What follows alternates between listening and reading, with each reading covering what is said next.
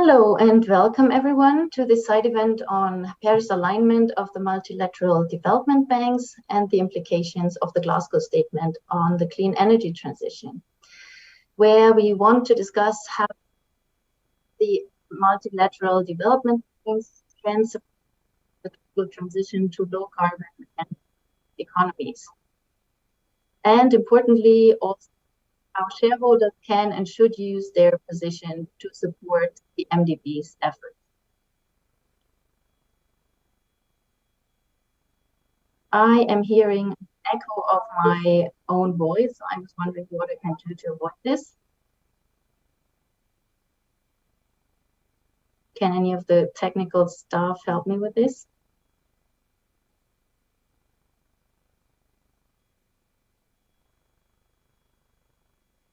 Okay, I'm just hearing everything I'm saying like 30 seconds after, but I will still try.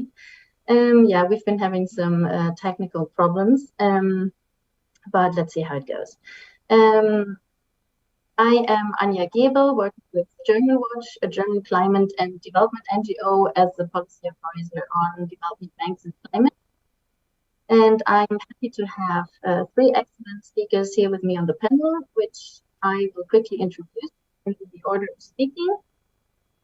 So from the CSO side, we have Kathy from the New Climate Institute, and we have Elizabeth Buss, Executive Director of Oil Change International.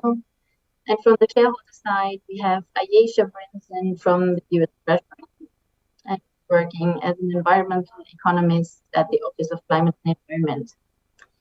We were also supposed to have Mr. Matthias Frumery, the Swedish head of delegation to the UNFCCC at the Swedish Ministry of Environment. But I'm really sad to let you know that he canceled in the last minute because he is still in negotiation. But of course, also understandable. And I'm sure we will still have a very interesting discussion. Our aim for this side event is to first get a brief overview of the status of the Paris alignment process at the MDB, looking in particular also on their efforts to phase out investments in fossil fuel energy. Then we're going to look specifically at the Glasgow Statement for the clean energy transition that has been made at COP last year. The correct title is Statement of International Public Support for the Clean Energy Transition, and what this means to signatories in their role as MDB shareholders. And then we would like to get some insights on how the US, who have signed the Glasgow Statement, are implementing their commitments in terms of both content and also process. And finally, we will open the floor to any questions that you, audience, might have for our speakers. The letter also needs a technical note. I'd like to inform you that we will be using Slido as a tool for collecting your questions. So the chat function is not working for passing any questions onto us, as we can't even see the chat that you might have on the platform. So please use Slido. I believe you can see QR code, and you might also be able to access it via the page of the event. Yeah, so now I believe there is a brief slide to be presented with a QR code.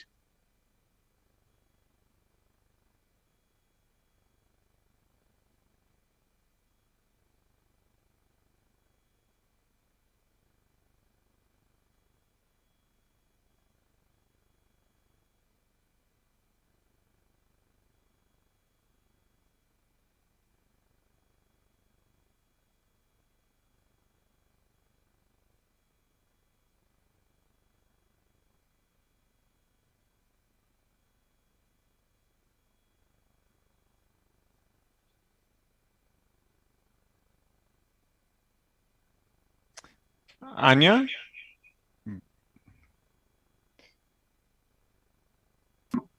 Yes, I'm here. I'm just trying to sort out the technical problem with the echo by connecting my headphones. Okay, I think while we're waiting, I'll just give some introductory remarks on and set the scene for the discussion today. And I think that a number of years ago, as the Paris Agreement was being signed at COP21, there was a hope for a lot of momentum, and that momentum was carried forward as the MDBs, along with IDFC members, committed to align themselves with the Paris Agreement at the One Planet Summit in 2017. Over the years, we've had a number of updates and some progress in some respects. The 2018 presentation of the 6 building blocks that MDBs used to frame their alignment process.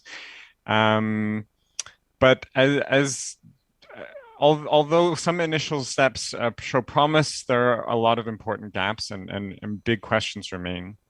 Last week, MDBs provided another update on their implementation, but that gave us a little new information about future approaches, although a lot more was promised and delayed in the past couple of years.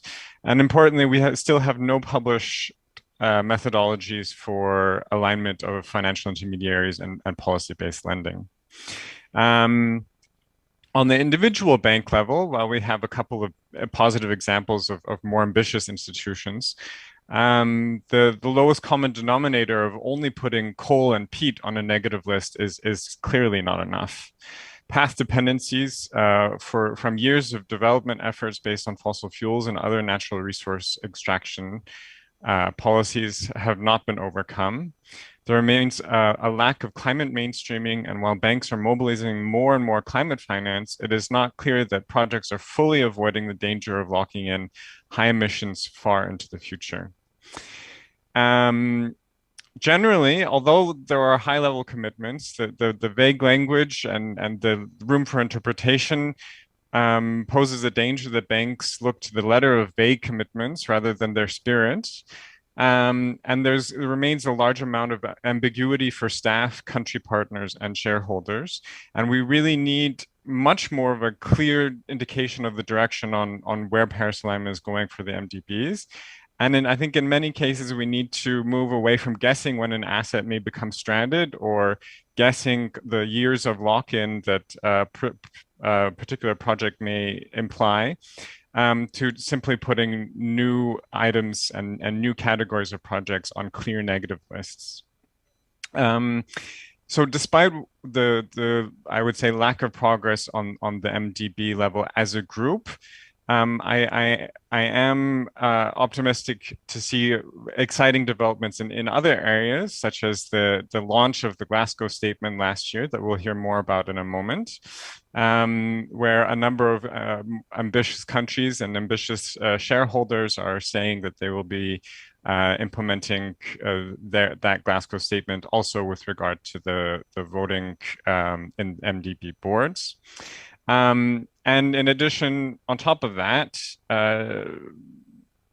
despite the uncertainty of the commitment of some MDB leaders, we also have, I think, very exciting and interesting proposals from Janet Yellen and Svenja Schulze on an evolution roadmap for the World Bank, and even the Barbados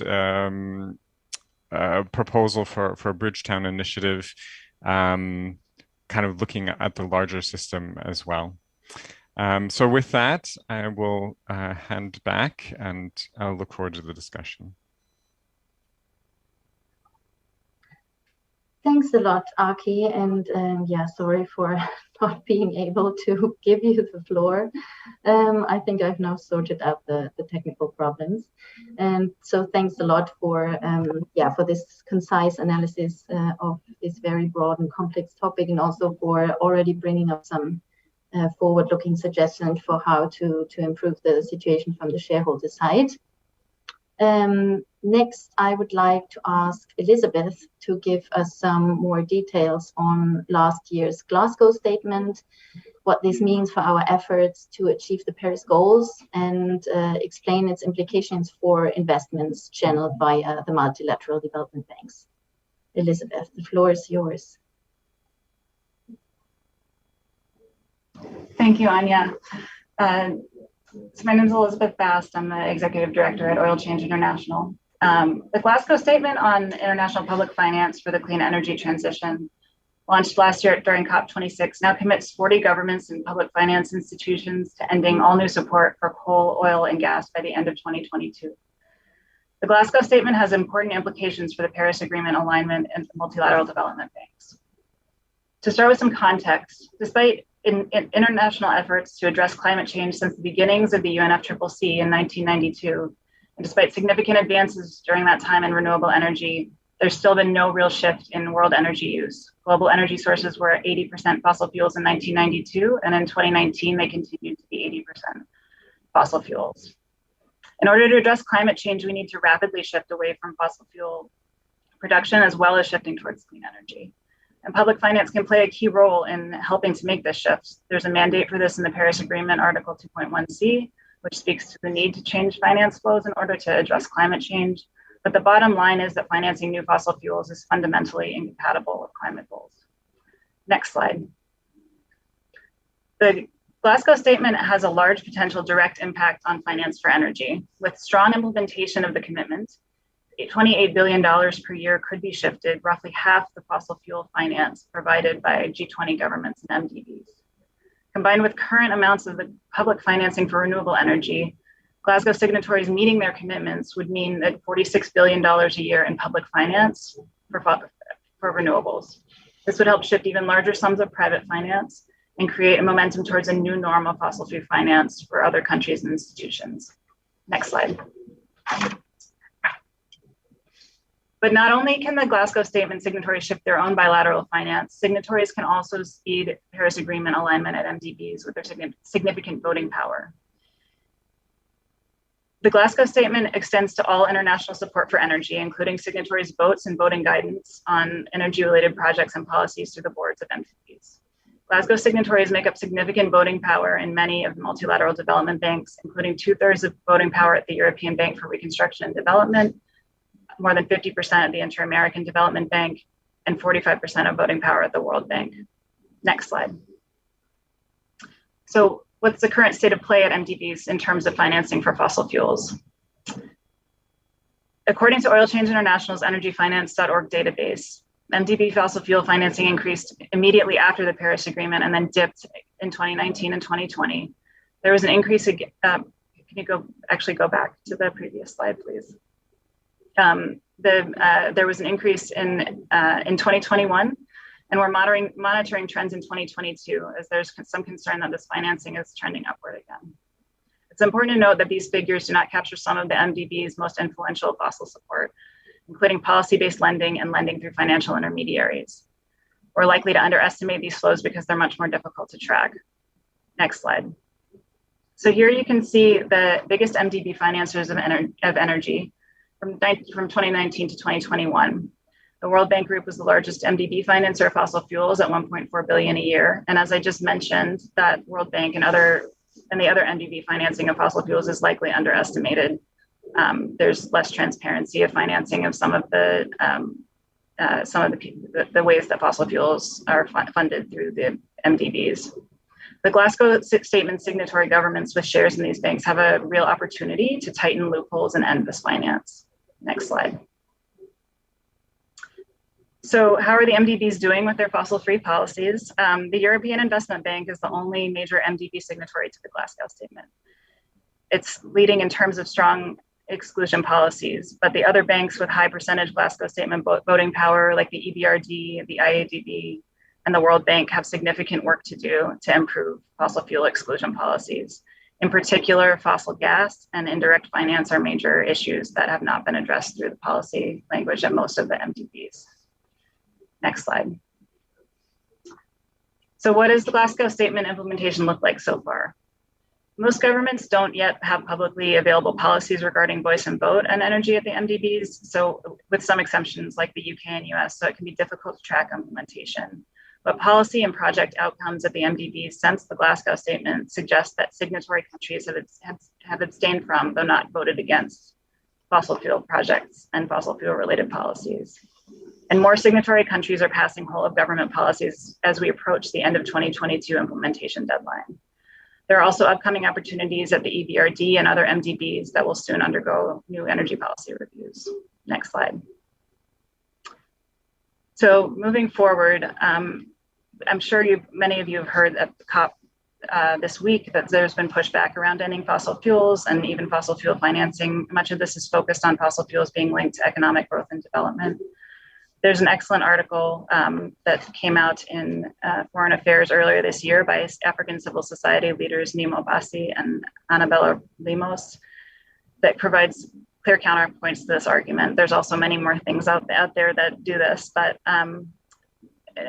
in essence, instead of generating prosperity and stability, fossil fuels cause harm in sub-Saharan Africa and other developing countries. Countries relying heavily on fossil fuel production and export have had slower economic growth compared to other countries. Solar and wind are both cleaner and now often cheaper and more practical than fossil fuels. And fossil fuel financing is not ensuring energy access or inclusive development in most cases. Next slide. So to finish up, I'll share here a list of the Glasgow Statement signatories. It might be a bit hard to read, but there's also just been a new sign-on by Nepal yesterday, and you can note the near even split between the Global North and Global South signatories on the list. It shows that there's an appetite for the shift coming from all corners, and moving forward, we hope to see more MDB signatories to these commitments in line with Paris Agreement and mandates for sustainable development.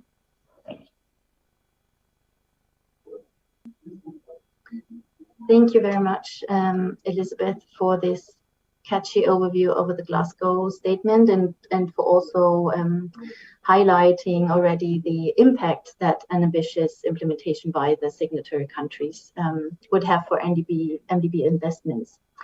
You said that most government signatories do not yet have publicly available policies regarding their voice and vote on energy at the MDBs, with the exception of the UK and the US, and I would add Denmark as well. And this is the point to bring in our shareholder representative here on the panel, who is Ayesha Brinson from the US Treasury. The US is one of the few countries to have MDB relevant guidance. This guidance was developed in the aftermath of the US signing the Glasgow Pledge. And it is guidance specifically on the US position at the boards of MDBs. So welcome, Ayesha. And I would like to ask you, in view of the delay that we've just heard about in implementing Paris alignment at the MDBs, and in view of the volumes of MDB financing still going to fossil fuels, whether you could briefly explain to us what's in the Treasury's guidance in terms of fossil fuel exclusions, and what's the difference that this guidance will make or maybe is already making at MDB boards. And of course, if you've got any other thoughts to share with us on the MDB's Paris alignment process more generally, you're of course also welcome to do so. Ayesha, the floor is yours. Hello, good morning and good afternoon, everybody. My name is Ayesha Brinson, and I work at the U.S. Treasury in the Office of Climate and Environment. In my role, I cover our fossil fuel guidance for MDB investments. And so we released publicly our guidance last August, in August of 2021, actually 2 August ago now. And the U.S. Treasury guidance on MDB fossil fuels is response to and is consistent with President Biden's executive directive, among other actions, to promote ending international investments in carbon-intensive fossil fuels. Our guidance was designed with flexibility in mind for development and energy and national security potential issues in the future.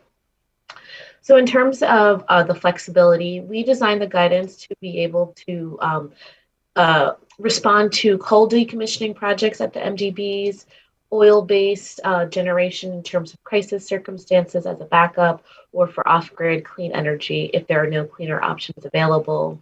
We also provided narrow support for natural gas development for midstream development when certain criteria are met, and I'll discuss that a little bit later. Our guidance does not supersede other U.S. policies, considerations, or legislative provisions regarding MDB policies. So just in terms of the narrow support for natural gas, we And when we designed our guidance for fossil fuels, we specifically put in place certain criteria for midstream development for natural gas.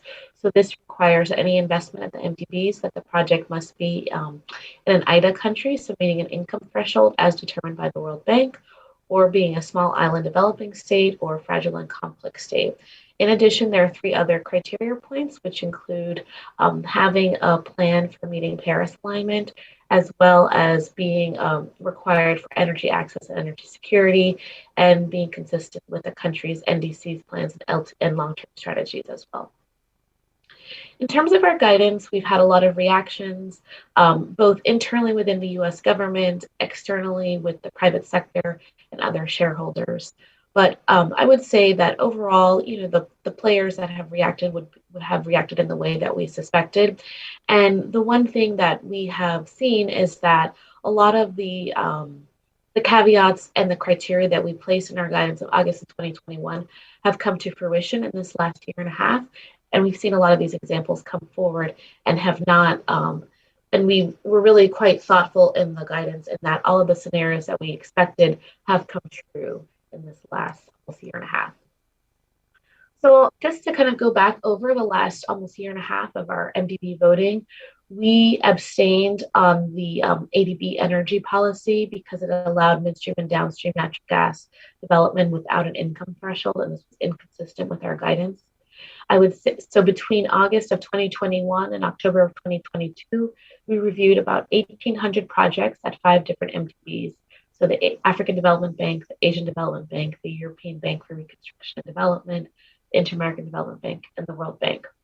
So the fossil fuel projects, so 1,800 projects overall, and of these, 30 projects met the fossil fuel criteria. This is about less than 2% of the overall projects of the MDBs. And of these 30 projects, we supported the projects 22 times. We had 6 no votes. 2 of these investments were ultimately withdrawn, and we abstained on 2 different projects.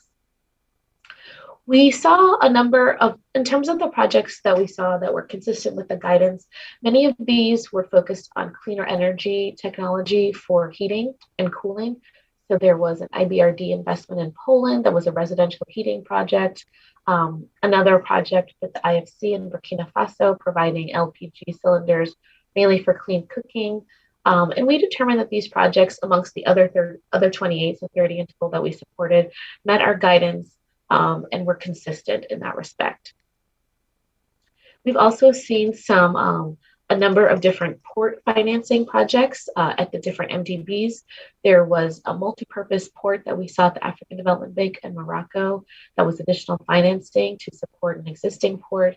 And while there were some fossil fuel equipment being imported at the port, we felt that this was consistent overall with our guidance because it primarily supported non-fossil fuel activities. And then on the other end of the spectrum, there were 2 port projects in 2021 at IDB Invest. One was in Suriname, which we abstained upon, and one was in Guyana. And the difference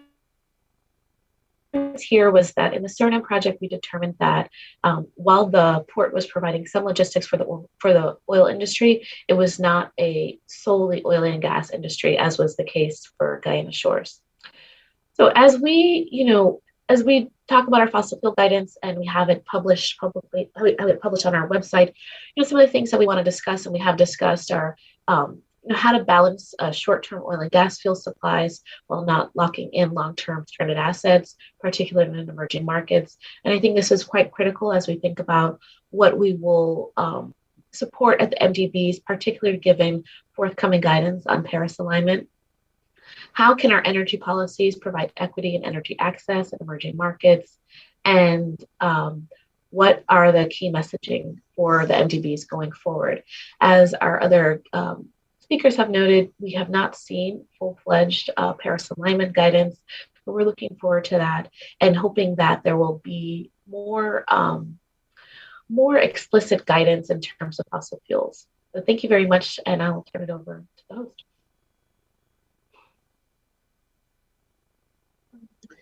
Yes, thank you very much, Ayesha, for providing us with these insights on the background of the US policy and the content, and also for sharing some experiences in the application of your policy.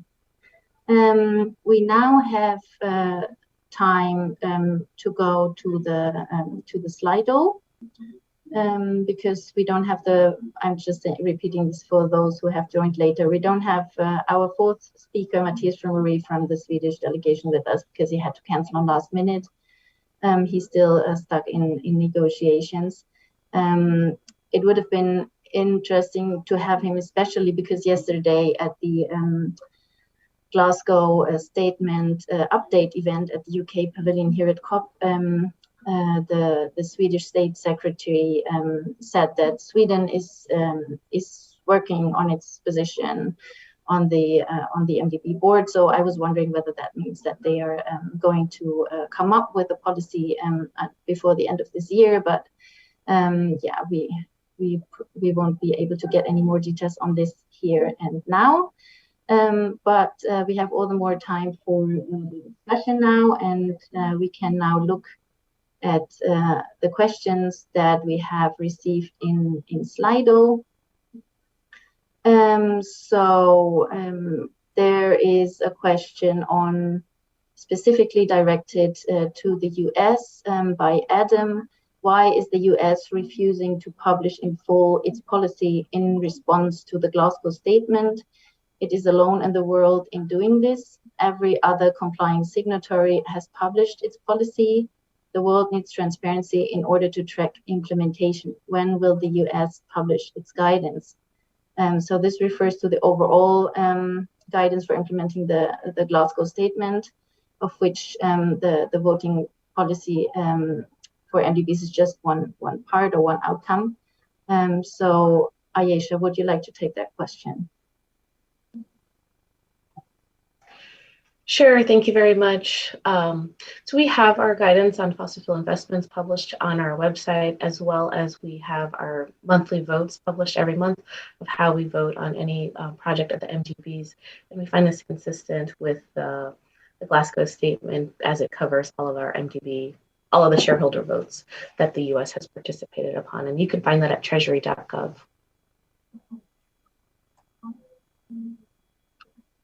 Adam, I don't know whether this covers your question. So if there's a follow-up, then please post it in the Slido.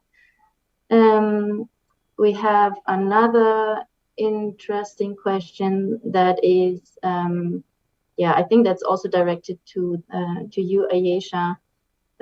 What do you need from the MDBs to be able to adhere to your commitments?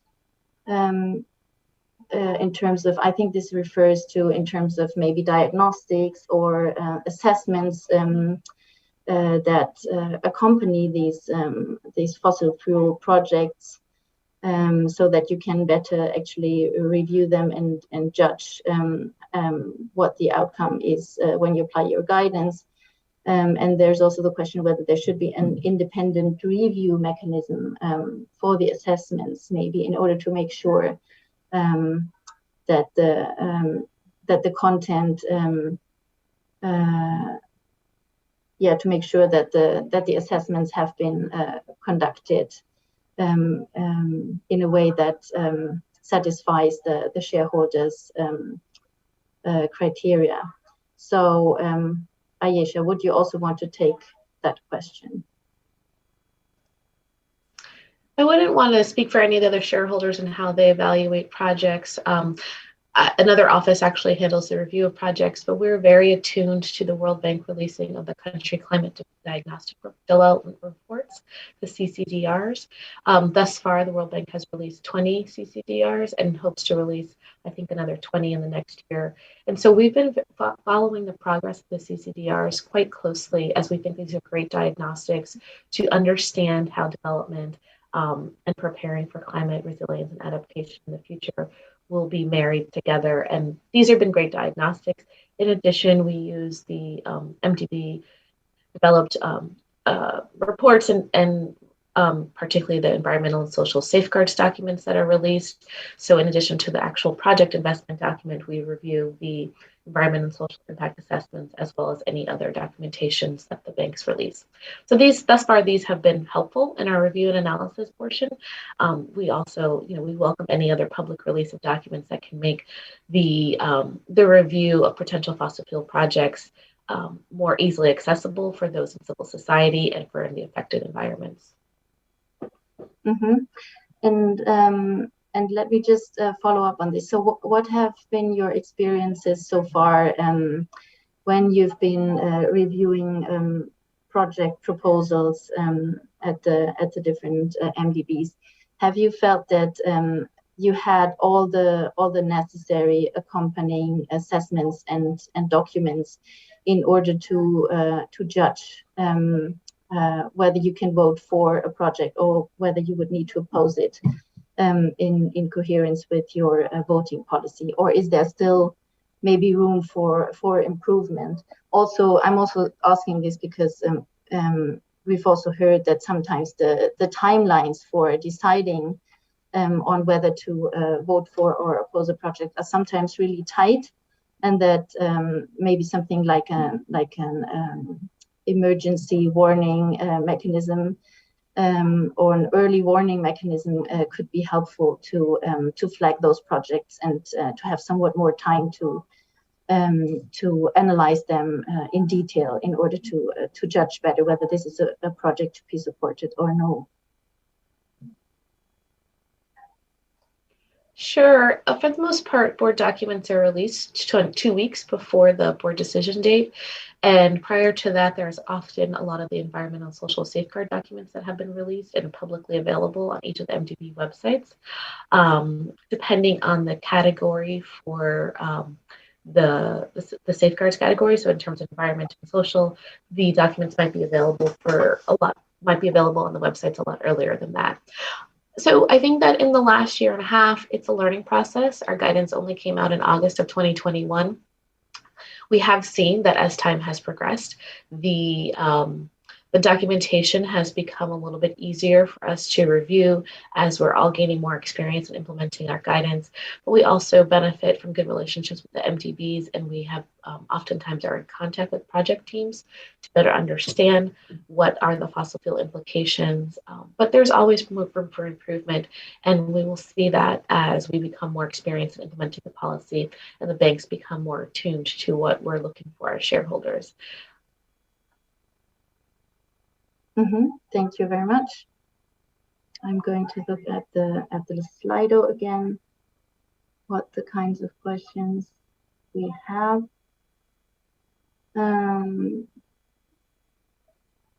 Yeah, maybe we take that one on the Paris alignment process in general, and maybe this is also a question that can also go to the other speakers, whether or maybe how the shareholders could actually support, apart from this voting guidance that we have been discussing, how can shareholders support the MDB Paris alignment process? Maybe more generally, what can they do to support the transition, to support the MDBs in supporting the transition to green and resilient economies? What else is there to be done, or what are the options from the shareholder side? So maybe this is a question that Aki, you could maybe first take, and then maybe Ayesha.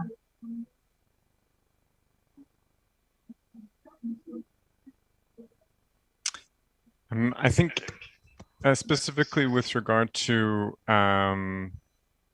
shareholders' action to implement and help the MDBs implement their Paris alignment objectives.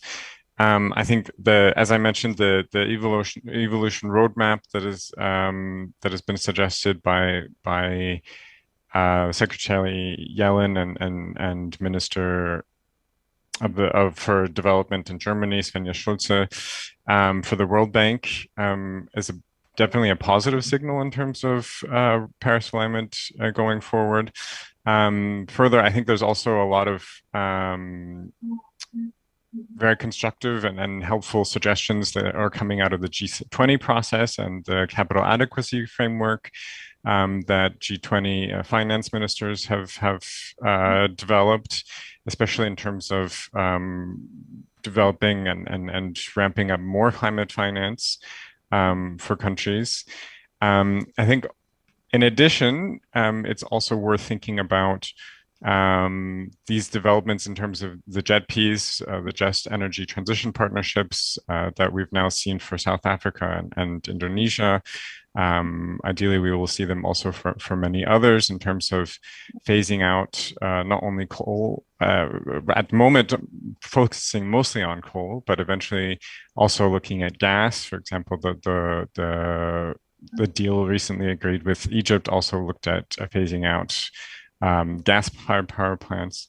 That's a development that's outside of the scope of MDBs at the moment, but they do and will play a role in these countries and within the JETPs themselves. But I think there's still a lot to be done and continued requests and clear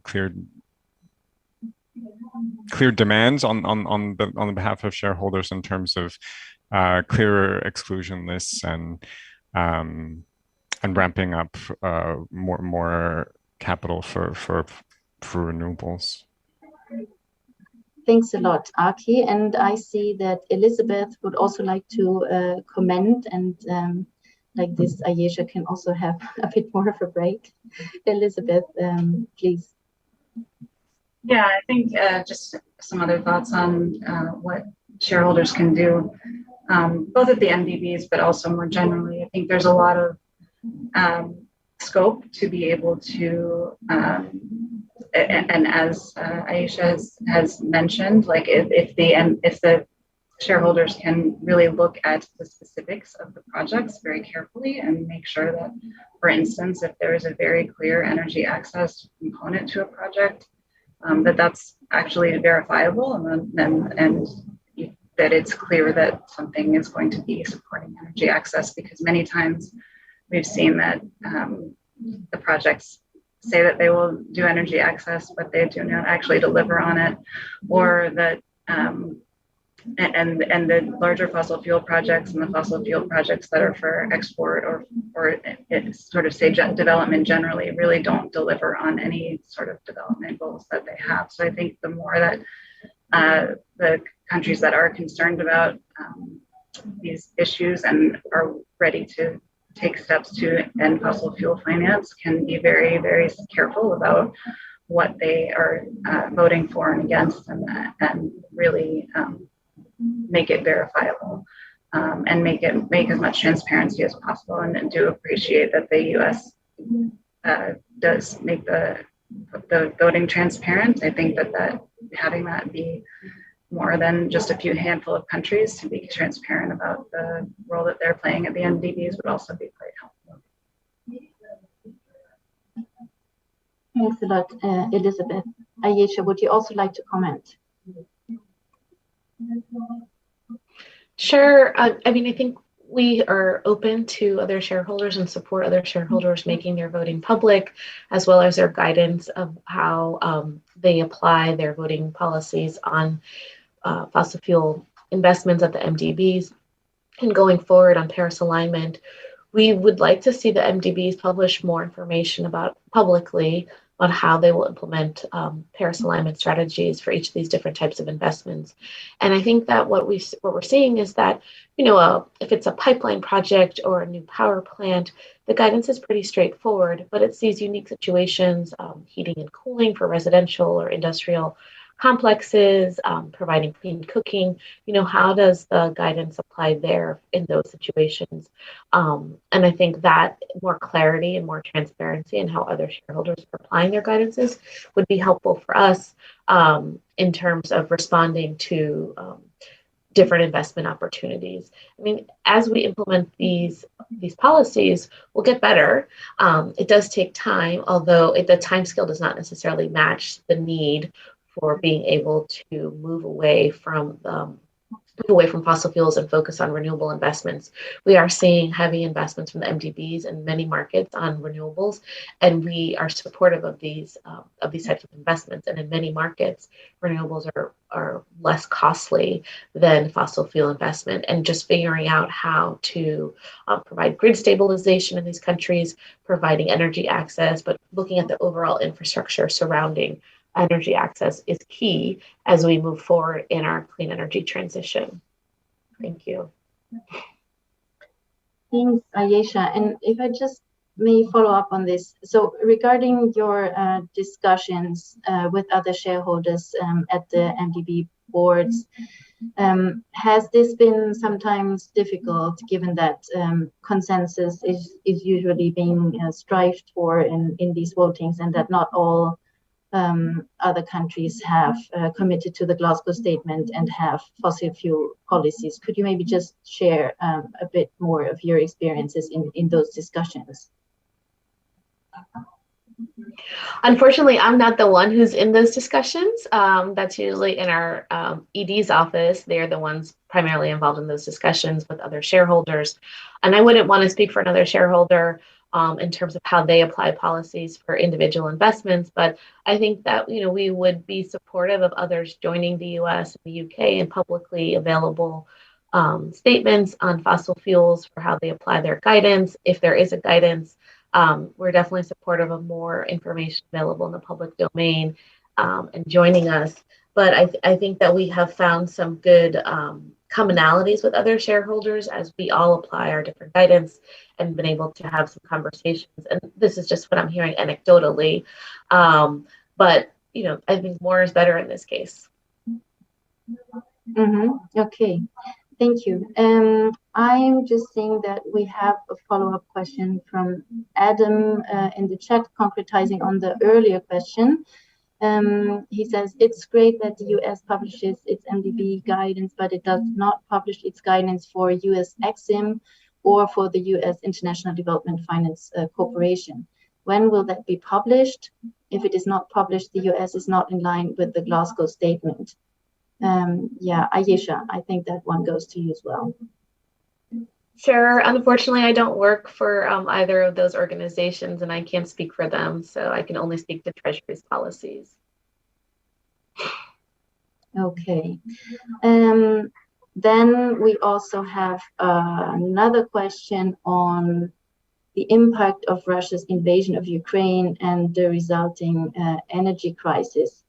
Yeah, that's quite an interesting question, also in view of some other signatory states still having to publish their Glasgow policies, and we've already seen with the Dutch policies that they actually make exceptions in terms of the energy security of the Netherlands themselves, so they can actually make exceptions to their fossil fuel policy based on their own energy needs, and this is being regarded as quite problematic by many civil society organizations.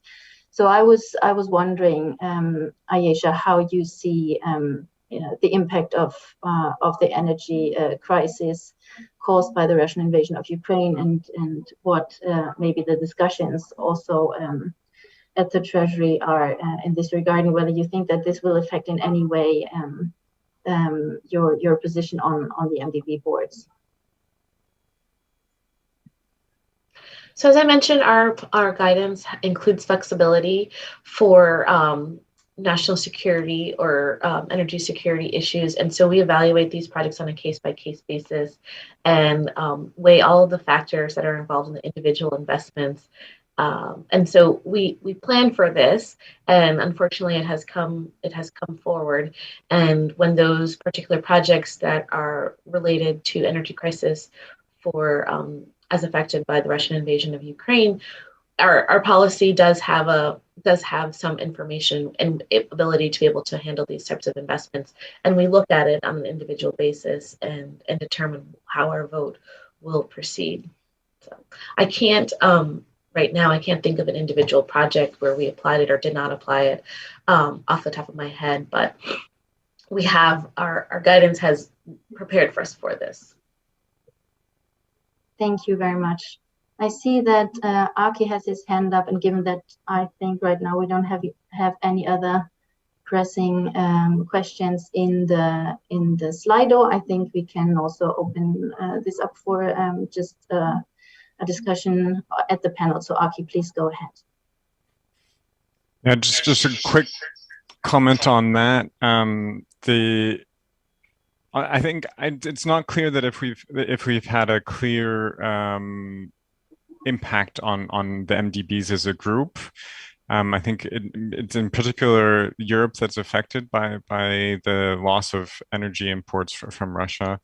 One concerning development is that the EIB, which was a erstwhile leader in terms of fossil fuel exceptions, has revised its approach to applying what they called the PATH framework, where they looked at the counterparty approach and counterparties in terms of what they are doing and what kinds of support they may be providing to companies.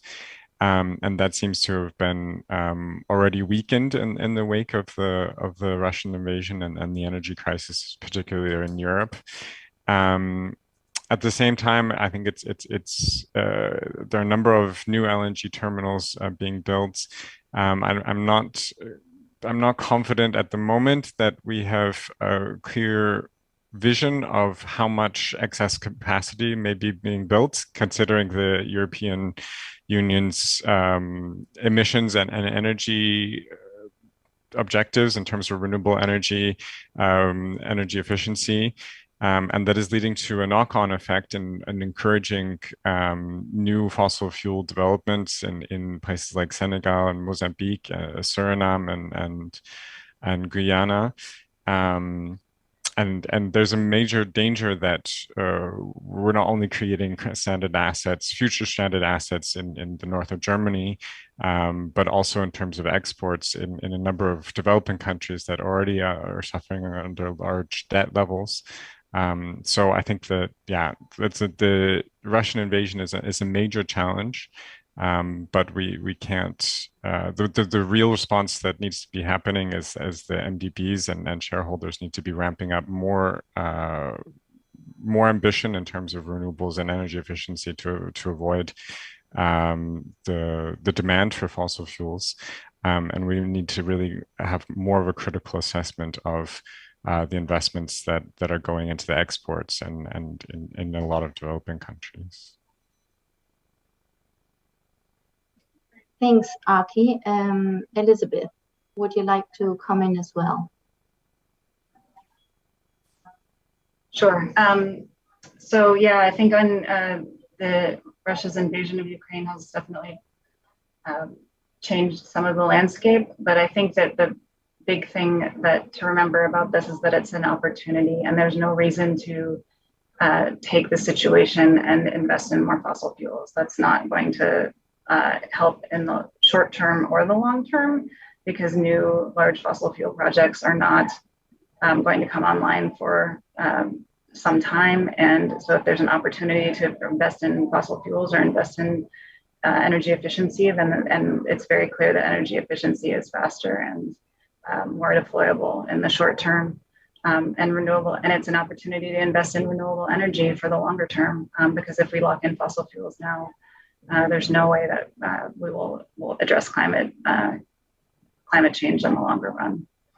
I'd also say that it's just, I think that the current situation means that it's even more critical that countries that haven't committed or haven't implemented the Glasgow commitment yet in terms of bilateral finance, like the US, need to do so very soon, immediately, because the bilateral finance is actually quite significant. And in order to actually get this shift, we need to do this now. We need to see the country's commitments. It's not going to work to continue to fund fossil fuels and actually achieve our climate goals.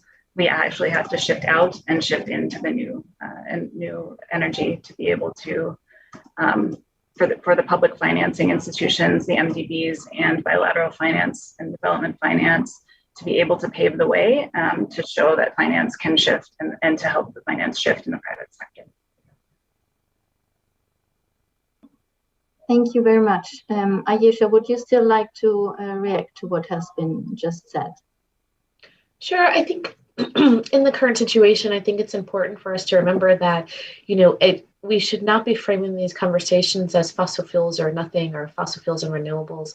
It's not a dichotomous choice. It's not, and so we might see some short-term increase in some fossil fuel usage, but we have to continue and double down on our efforts to invest in renewables and move away from fossil fuels. And doing both on all fronts is how we move towards arriving at our climate goals. Thank you. Thank you very much. I don't think we have any further questions on the Slido. Let me just check. If there is no other questions right now, I think we can even come to an end a bit earlier. And I'd just like to highlight the main takeaways from this discussion as I see them, being that first, the Glasgow Statement offers an unprecedented opportunity, really, to speed up the urgent Paris alignment process at the MDBs. And it should be used to put all the MDBs capital to use for supporting the transition and stop undermining transition efforts in the form of continued fossil fuel investments. And second, it's also really important that Glasgow signatories develop ambitious and 1.5 compatible fossil fuel policies that are valid for their activities at MDBs. Also specifically, and also that they try and convince others to do so as well. And in this context, we will be waiting to see more countries sign up to the Glasgow Pledge to finally turn the tide at MDB boards, and also wait for the remaining ones who have already signed to publish their policies. And third, that we should see the energy crisis as an opportunity to divest more quickly from fossil fuels and scale up renewable energy investments to foster the transformation and also to maximize any development impacts, because one depends on the other, really. So with this brief summary, I'd like to thank you all very much for your participation and the good discussion and the really excellent questions we got from the audience. I'm sorry, Ayesha, that due to Mr. Frimery's absence, you received the major part of the questions. I hope it was okay for you. And yeah, thank you very much, everyone. And with this, I think we can close.